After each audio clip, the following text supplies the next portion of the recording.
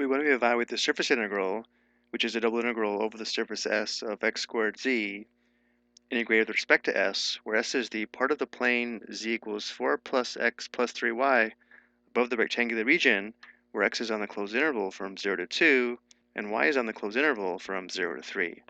For a surface S given by z equals g of x comma y that is continuous and differentiable over a region R on the xy plane, which means the region R is the projection of z equals g of x comma y onto the xy plane, and g of x comma y and its partial derivatives are continuous over the region R, and f of x comma y comma z is continuous over the surface S, then the surface integral is equal to the double integral over the region R of f of x comma y comma g of x comma y times the square root of the quantity 1 plus the partial derivative of g with respect to x squared plus the partial derivative of g with respect to y squared differential a. So notice how we need to write the integrand function f of x comma y comma z as a function of x and y by replacing z with g of x comma y, and then differential s is equal to the square root of 1 plus the sum of the squares of these partial derivatives, differential a. So going back to our example, let's first look at the plane over this rectangular region here. So for the surface integral, we're integrating over the surface of the plane that's inside this rectangular region here. If we look down on the xy plane, we can see the region R, which is the projection of S onto the xy plane, is this rectangular region here. So going back to our work, notice how the region R in the xy plane is this rectangle. Next, because the surface is the plane inside this rectangular region, z, which equals g of x comma y, is equal to 4 plus x plus 3y. Now for the next step, let's find the partial derivatives of g with respect to x and with respect to y. So the partial derivative of g with respect to x is equal to the derivative of 4 plus x plus 3y with respect to x, which would just be 1.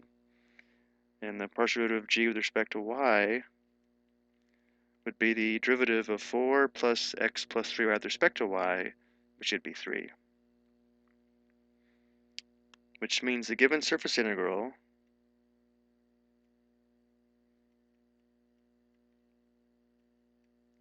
is equal to the double integral over the region R of f of x comma y comma g of x comma y would be x squared, and then we substitute g of x comma y for z, so we'd have x squared times the quantity 4 plus x plus 3y, and then we have times the square root of the quantity 1 plus the partial of g with respect to x squared, which would be 1 squared, plus the partial derivative of g with respect to y squared, which would be 3 squared.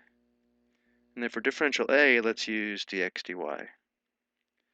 And now we'll use the region R, or these intervals here, to determine the limits of integration. The limits of integration with respect to x are from 0 to 2, also given here. Limits of integration for y are from 0 to 3, also given here. Let's go ahead and evaluate this on the next slide. Notice how here we just have a constant. This would be the square root of 11. Let's go ahead and factor out the square root of 11. Let's also distribute the x squared here. So the integrand function would be 4x squared plus x cubed plus 3x squared y. And now we integrate with respect to x. So we'll have 4 times x to the third divided by 3, or 4 thirds x cubed, plus x to the fourth divided by 4, or 1/4 x to the fourth, plus 3y times x cubed divided by 3, which would just be x cubed y. And now we need to find big F of b minus big F of a. So when x is 2, we'll have 4 thirds times 2 to the third plus 1/4 times 2 to the fourth plus 2 to the third times y. And then when x is 0, all the terms contain a factor of 0, so we just have minus 0. So simplifying,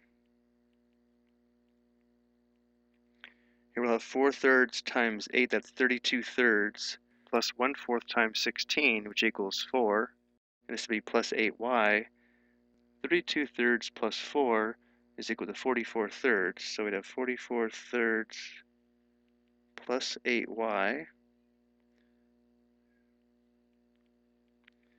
And now we integrate with respect to y. So we have 44/3 y plus 8 times y squared divided by 2, that's plus 4y squared. So when y equals 3, we have 44/3 times 3 plus 4 times 3 squared. And when y is 0, both terms contain at least one factor of y, so we just have minus 0. So we have square root of 11 times the quantity. This would be 44 plus 4 times 9 is 36. This sum is 80, so the exact value is 80 square root of 11, which is a decimal, is approximately 265.3300. I hope you found this helpful.